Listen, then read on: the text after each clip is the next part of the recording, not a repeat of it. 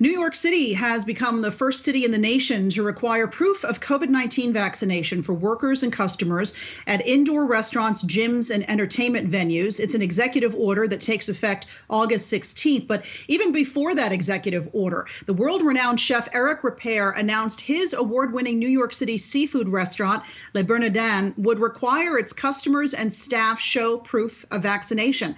We are delighted to have Chef Ripert with us right now. Chef, so good to see you. Talk to us about how you came to this decision. Was this an easy decision for you and your team to require vaccinations? And also, how do you plan to enforce that vaccine requirement?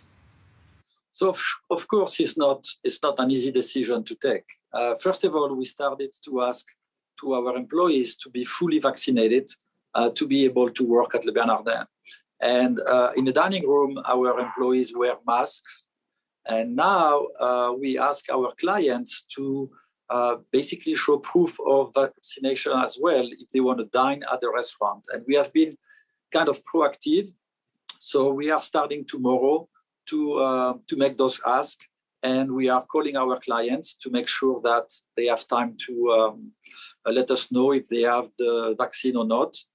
And we are going to implement that at the door.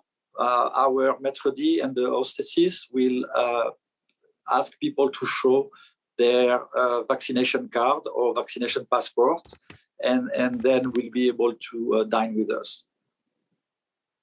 Yeah, Chef, this is actually something that you see happening quite a bit in Europe. And in order for you to dine indoors, you have to provide that proof of vaccination.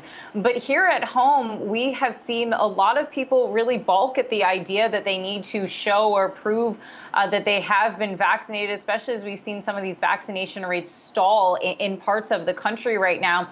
Are there at all concerns that some of the clients, some of the diners are not going to want to provide that proof of vaccination, or could perhaps, as we've seen in the case of some of the airlines, become loud or unruly when faced with these new regulations from the restaurant?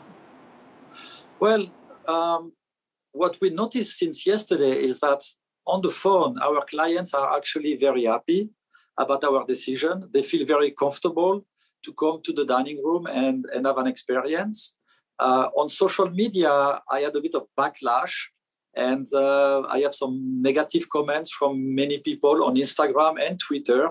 But again, when people are calling the reservation department or when we are reconfirming their reservations, the clients are pretty happy about that. I want to step away from the vaccination situation for a moment and talk to you about the labor shortage we keep hearing about in the restaurant industry. You know, we actually had Wolfgang Puck on the show a few weeks ago, and he said his wait staff, I mean, they can make six figures a year, but he said even so, he was having a hard time finding workers. Eric, what has your experience been with finding workers? So we have some difficulties finding workers. However, the dining room staff came back to Le Bernardin. They have very good compensation, very good salaries, exactly like the employees of Wolfgang Puck, and they all came back. So the team is fully staffed. And then in the back of the house, in the kitchen, and the people who are cleaning the restaurant and so on, we are looking aggressively to find some cooks and stewards. And it's not easy because it looks like many of them have left New York, or many of them have decided to go in other industries. So we are still in the process of looking. But because we are still closed for lunch and we will open only mid-September, our team is for now okay. And I strongly believe that when the incentives at the end of August from the government will stop, we will start to find more people looking for jobs.